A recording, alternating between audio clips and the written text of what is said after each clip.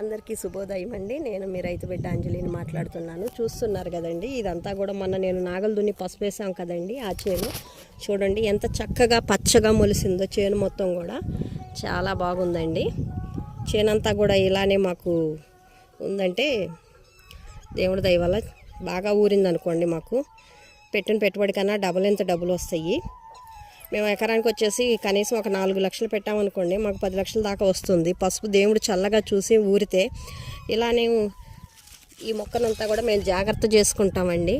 ఇక్కడి నుంచి పిండి పెట్టి దీనికి పిండి వేసి నీళ్లు పెట్టేసి కలుపు తీయించుకొని చిన్న పిల్లని చూసుకున్నట్టుగా జాగ్రత్త చేసుకోవాలి. చేన్ని రోజు వచ్చేసి చేను దగ్గర చూస్తూ ఉంటాము. కలుపు మొక్కలు ఏమైనా ఉంటే తీయించేసుకుంటాము.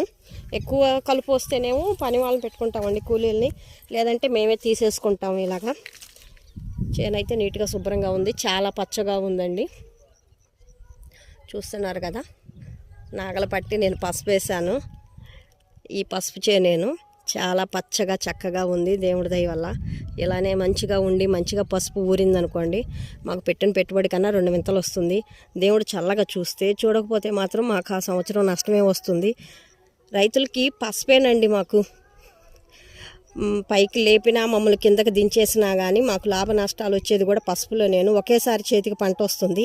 పెట్టుబడి ఎక్కువే పెట్టాలి మేము దీనికి వచ్చేసి, లాభాలు కూడా అలానే ఉంటాయి దేవుడు చల్లగా చూస్తే.